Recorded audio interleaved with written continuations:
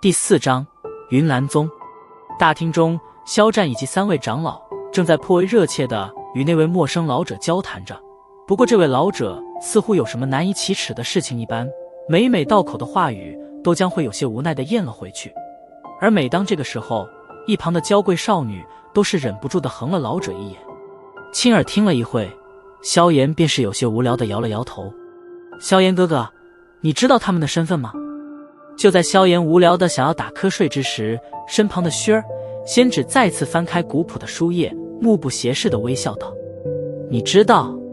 好奇地转过头来，萧炎惊诧地问道：看见他们袍服袖口处的云彩银剑了吗？微微一笑，薰儿道：哦。心头一动，萧炎目光转向3人袖口，果然是发现了一道云彩形状的银剑。他们是云岚